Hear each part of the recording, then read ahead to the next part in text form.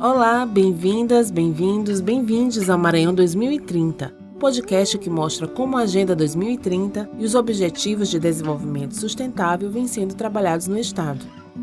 Você pode acompanhar o podcast no canal Direitos Humanos Maranhão no YouTube, em nosso perfil no Spotify Maranhão 2030 e no seu agregador preferido. Eu sou Daniele Moreira, jornalista da Secretaria dos Direitos Humanos e Participação Popular do Maranhão, SEDPOP. E eu sou Guilherme Faria, assessor para a Agenda 2030, também na SEDPOP. Chegamos ao 8º e último episódio dessa temporada. Não deixe de ouvir os programas anteriores. Já falamos sobre educação, meio ambiente, gênero e outros temas centrais para os ODS. Para fechar a temporada, vamos tratar de um dos assuntos mais importantes para a vida humana, a saúde.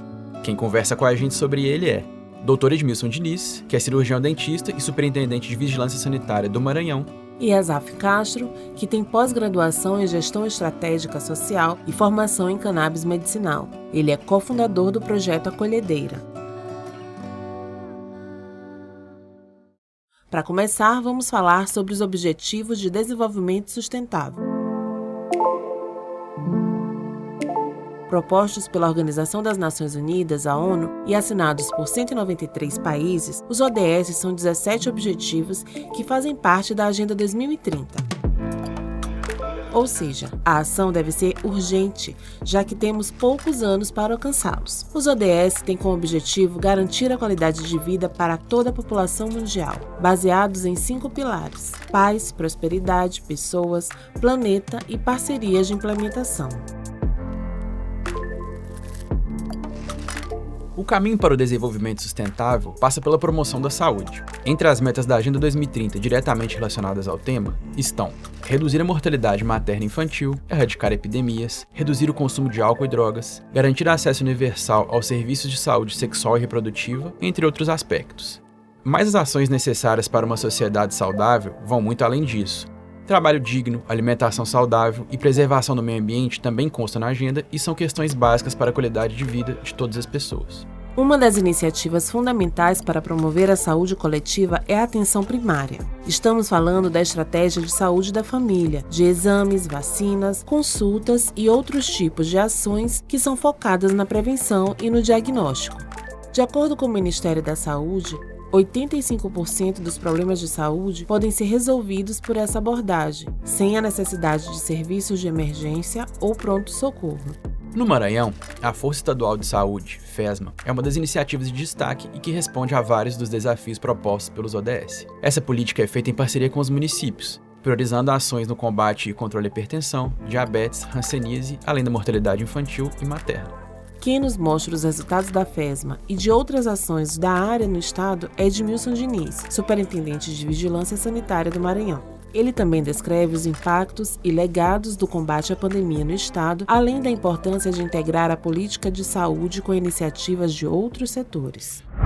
Dr. Edmilson, qual a importância da atenção primária para promover a saúde da população e alcançar as metas dos ODS? Você poderia listar iniciativas dessa natureza que são realizadas aqui no Maranhão? É um prazer estar aqui participando com vocês dessa discussão, que eu acho que é uma discussão que de fato tem que ser difundida na sociedade. Os maranhenses precisam se apropriar desses objetivos de desenvolvimento para 2030, que são pautas que direcionam qualidade de vida para todos os maranhenses, e discutir saúde com vocês é sempre um grande prazer. Em relação às ações que o Estado vem desenvolvendo para trabalhar os indicadores da saúde, eu acho que, destacadamente, colocando aí, como você bem falou, a atenção primária como protagonista do processo do cuidado dentro da saúde, e já foi comprovado que a atenção primária ela pode ter 80% de resolutividade nos cuidados com os agravos e doenças das comunidades. E a gente sabe o quanto esse percentual não é alcançado. Nesse sentido, a gente vê um esforço muito grande da Secretaria Estadual de Saúde, até como coordenadora dos programas dentro da política pública de saúde, de estar orientando e capacitando os municípios para fomentar esse protagonismo do município dentro do território.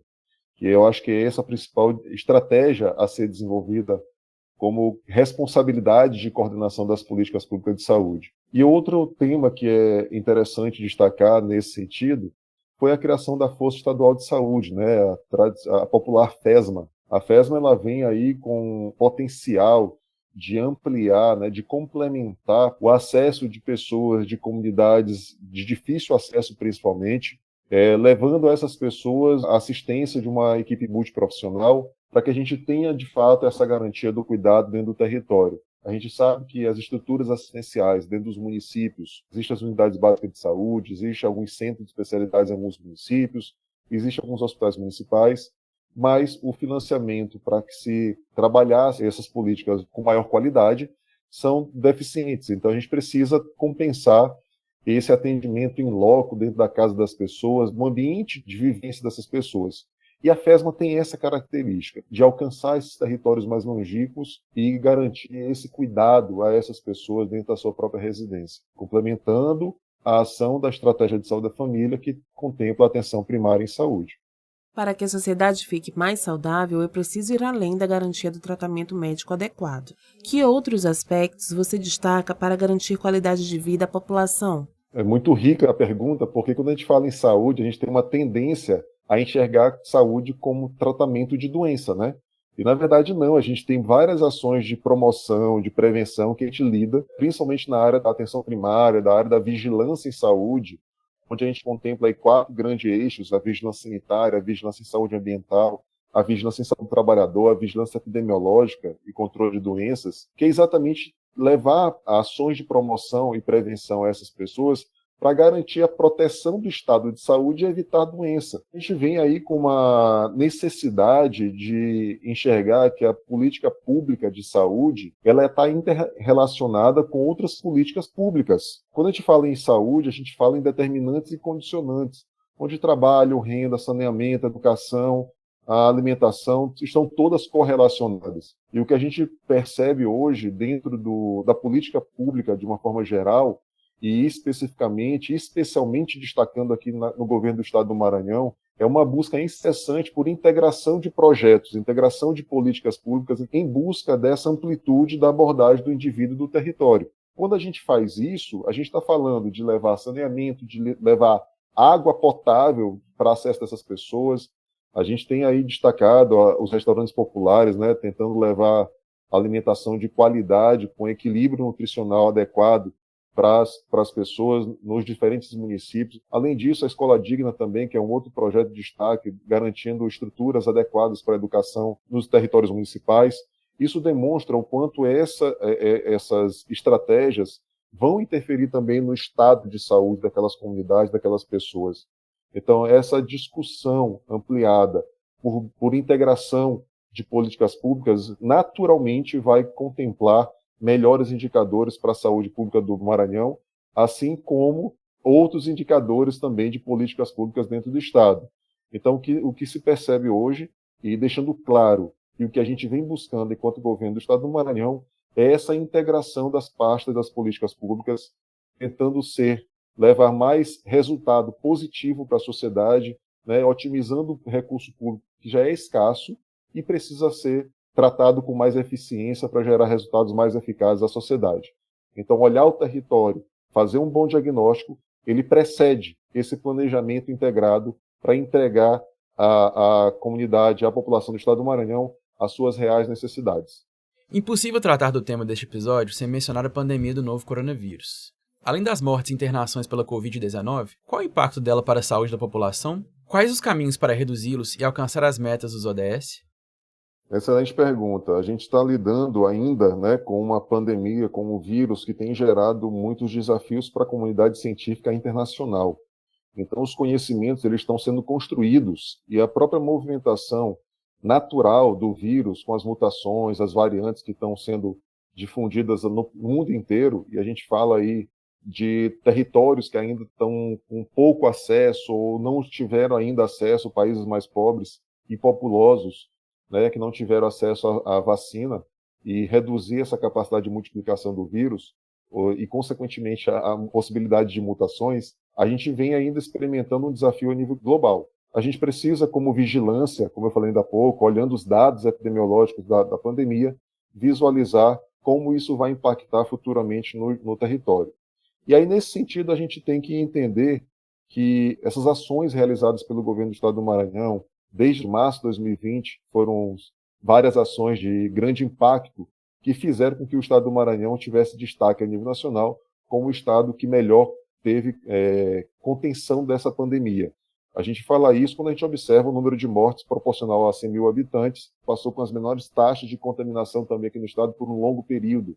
E isso é muito positivo, isso demonstra o quanto a gente criou força e organização e coordenação de trabalho dentro do território do estado do Maranhão, quando a gente fala na interlocução necessária entre governo do estado e municípios, desenhando estratégias de atuação dentro do território do estado do Maranhão para se fazer contenção da pandemia. Isso é um legado positivo, um aprendizado que a gente traz da pandemia, mas, infelizmente, como a gente precisou concentrar esforços numa contenção de uma doença que era extremamente contagiosa, a gente precisou também reduzir a atenção sobre algumas outras patologias e doenças que já eram presentes no território. Isso a gente está sofrendo o impacto disso depois de 2 anos, praticamente, do início do enfrentamento aqui no Maranhão. Outras doenças e agravos tiveram, sim, crescimento em números absolutos aqui no estado. Tivemos algumas complicações de doenças crônicas na população também, e isso impacta diretamente na assistência de alta complexidade.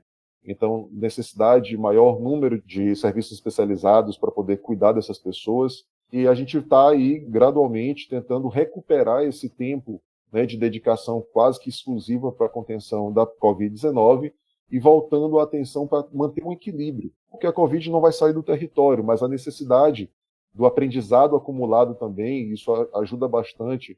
E a gente vê agora uma necessidade urgente de ampliar esses programas, por exemplo, as cirurgias eletivas. E aí tem toda uma movimentação do governo do estado do Maranhão, deixando claro à sociedade maranhense que os hospitais que foram inaugurados antes da pandemia e durante a pandemia, ampliando a regionalização do cuidado aqui no estado do Maranhão, garantindo mais proximidade nas diferentes linhas de cuidados aqui dentro do estado.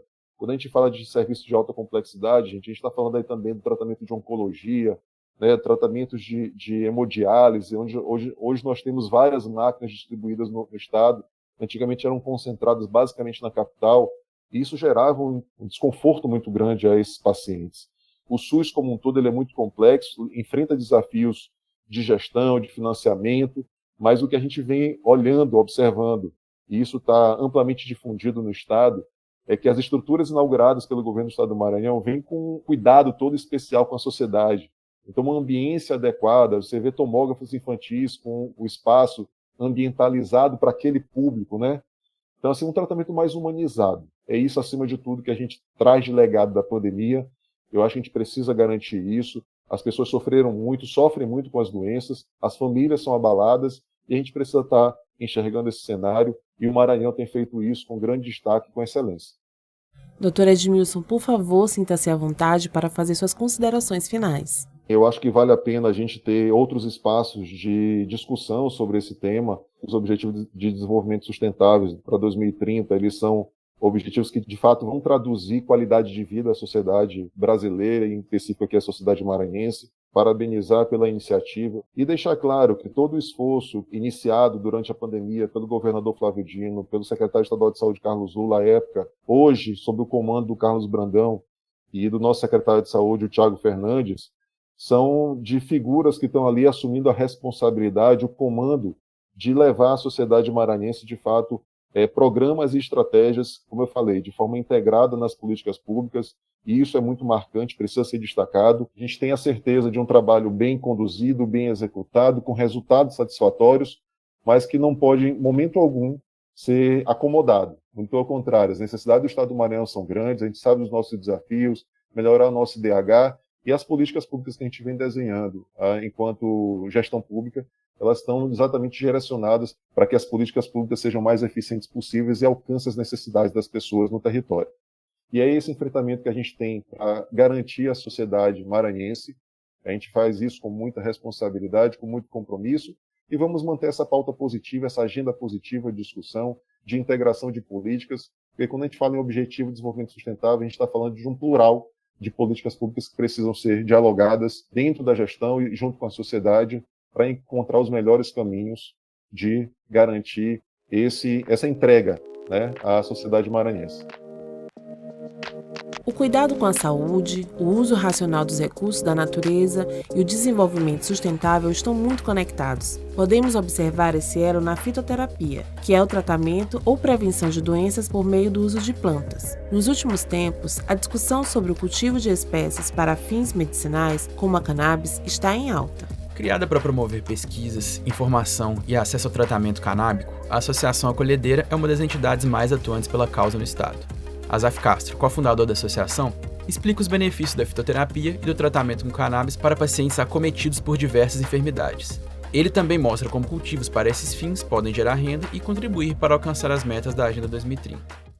O ODS de número 3 visa assegurar uma vida saudável e promover o bem-estar para todas e todos. Quais os benefícios de tratamentos com plantas e raízes? O ser humano se relaciona com as plantas, né, desde sua existência. A história mostra isso. E atualmente os estudos têm mostrado o sistema endocannabinoide, que é um sistema que todos nós, mamíferos, temos no nosso corpo, que são receptores que reconhecem algumas substâncias da cannabis, e essa interação entre essas substâncias fitoterápicas com o nosso organismo podem gerar uma série de benefícios na melhoria das condições de saúde de inúmeras pessoas. Nós temos a cannabis como exemplo, mas essa relação do ser humano com plantas medicinais é muito antiga, né? E, infelizmente, os estudos científicos têm mostrado cada vez mais a eficiência dos medicamentos fitoterápicos, em especial a cannabis, né? Com mais de 200 substâncias, algumas literaturas falam de 500 substâncias, e elas se relacionam com o nosso organismo. Nós temos receptores no nosso corpo que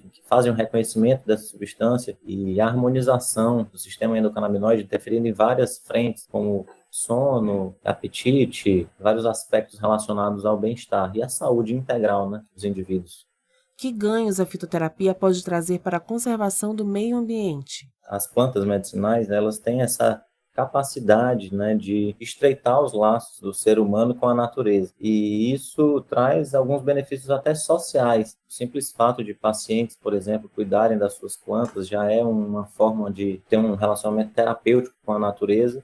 E, mais especificamente no mundo canábico, a planta tem uma característica muito específica de regeneração. Ela tem essa capacidade de regeneração de solos, e dentro do nosso contexto, né, socioeconômico, dentro do nosso sistema capitalista, onde se perdeu muito esse princípio, esse valor, né, socioambiental, ela vem como uma grande aliada, né, de despertar um interesse, um conhecimento, de certa forma, ancestral, mas que a ciência vem trazendo isso para a contemporaneidade. E, do ponto de vista agroecológico, a cannabis tem essa capacidade, né, de trazer à tona alguns debates socioambientais que podem contribuir fortemente, né, para a área da sustentabilidade. Azaf, a Associação Acolhedeira, da qual você é cofundador, realiza trabalho de pesquisa e educação relacionados à terapêutica canábica. Poderia explicar como a cannabis melhora a qualidade de vida dos pacientes? Como o trabalho da associação contribui nesse sentido? A gente vive no Brasil atualmente um movimento ímpar, né, de regulamentação através da sociedade, né, está sendo de dentro para fora. Nós ainda não temos uma regulamentação jurídica a respeito do tema, mas os benefícios medicinais, terapêuticos, é algo tão nítido, né, e já está bem disseminado no mundo inteiro, que a própria sociedade brasileira começou a se organizar em grupos de pessoas que poderiam ter algum benefício a partir do acesso à cannabis. Então, em tese, são pessoas que têm alguma condição de saúde, né, depressão, ansiedade, autismo, dores crônicas, enfim, são inúmeros as condições de saúde que a cannabis consegue abarcar. Essas pessoas que, em busca do seu tratamento, de melhores condições de vida, elas, nas suas pesquisas, né, pessoais, elas conseguem encontrar, né, essa alternativa da cannabis e elas começam a buscar formas de ter acesso. Como nós não temos ainda uma regulamentação aqui no Brasil, o acesso muitas vezes se torna caro, custoso e de difícil acesso mesmo, né? Atualmente, se você quiser ir numa farmácia comprar remédio à base de cannabis, são medicamentos, né, à base de CBD, por exemplo, que custam muito caro, né? Tem remédios que custam até R$ 2.500 na farmácia. Se não for por essa alternativa, vai precisar fazer uma importação de um medicamento, precisa de uma autorização da Anvisa, uma prescrição médica, logicamente, e com isso pagar custos de frete, o medicamento geralmente é em dólar, E isso torna inviável para a maioria das famílias brasileiras, porque nós sabemos o nosso contexto socioeconômico aqui no Brasil e sabemos quem pode ter acesso a um medicamento nesse valor. E as associações vêm para atender a necessidade de pessoas que buscam melhor qualidade de vida. Então, pessoas que naturalmente chegam até essa pauta da cannabis, sabendo dos benefícios terapêuticos que ela gera para a sua própria condição de saúde, começam a buscar alternativas e, com isso, essas pessoas se unem para, de alguma forma, propiciar e viabilizar o acesso a esse remédio. Né? Aqui no Brasil nós temos a grande associação referência, que é a Abrace, que começou suas atividades há mais ou menos 5 anos atrás, se não me engano, mas hoje nós temos inúmeras associações e temos até uma federação, né, que é a FACT, e basicamente as pessoas que buscam acesso a cannabis têm nas associações um acolhimento de uma forma diferenciada, né, individualizada, onde as pessoas vão conversar, entender o que se trata da cannabis, como isso pode ajudar na qualidade de vida da pessoa. E não é só aquela relação mercantil, né, de troca. Dentro do contexto do associativismo, nós temos um contexto diferente, né? São pessoas que querem entender da terapêutica. E aí a gente começa a dialogar sobre até tipos de óleo, porque a cannabis, a gente fala geralmente assim, cannabis, mas a cannabis não é só uma variedade de planta, né? Nós temos inúmeras variedades de plantas para inúmeras condições de saúde. E isso também é um debate muito voltado para a área da fitoterapia, que não entende que as substâncias devem ser, digamos, isoladas para cada tipo de condição de saúde, e você ter ali um antídoto, digamos assim, para cada tipo de condição de saúde diferente, para cada doença, digamos assim, entre aspas, né? E essa lógica, né, de saúde e doença, ela acaba sendo questionada, né, quando você trata sobre cannabis, porque você tem um olhar mais integral, integrativo, sobre várias áreas da vida da pessoa, e as associações estão nesse sentido, né, de propiciar, democratizar o acesso à informação e também à terapêutica canábica. Azaf, você gostaria de acrescentar mais algo a essa discussão? Eu acho que o que vale a pena deixar aqui registrado é que, assim como outras plantas, né, a cannabis ela tem uma capacidade imensa de integração do ser humano com a natureza. E aí, quando você pega os objetivos do desenvolvimento sustentável da ONU, você, pelo menos 3 ou 4 dos ODS, nós temos como atender, de alguma forma, indicadores a partir da cannabis. A questão ambiental, a questão social, a questão econômica, né, que é uma questão super importante, né, e que as associações estão aí para acolher pessoas que buscam qualidade de vida, que queiram entender melhor sobre o assunto, como a cannabis interage com o nosso organismo. E a cannabis sozinha, ela tem a capacidade de agregar várias iniciativas que podem alcançar alguns objetivos do desenvolvimento sustentável. Agradecemos a participação de Dr. Edmilson Diniz, superintendente de Vigilância Sanitária do Maranhão, e de Azaf Castro, cofundador da Associação Acolhedeira. Neste episódio, tratamos da relação entre a promoção da saúde e a Agenda 2030. Afinal, o desenvolvimento sustentável é alcançado com qualidade de vida para toda a população do planeta. Este foi o último episódio da primeira temporada do Maranhão 2030, podcast que mostra como os ODS vêm sendo implementados em nosso estado. Esperamos ter ajudado você a conhecer melhor os Objetivos de Desenvolvimento Sustentável e mostrado como uma série de iniciativas busca um futuro melhor para os maranhenses, de todas as cores, idades e regiões. O Maranhão 2030 é uma produção da Secretaria de Estado dos Direitos Humanos e Participação Popular, em parceria com a Rádio Timbira. A produção e a redação foram feitas por Daniele Moreira, Guilherme Faria e Thales Figueiredo. A locução é de Daniele Moreira e Guilherme Farias, com trabalhos técnicos e edição de Thales Figueiredo. Não deixe de escutar os outros episódios da série. Muito obrigado pela sua audiência e até a próxima. Obrigada pela companhia e até mais!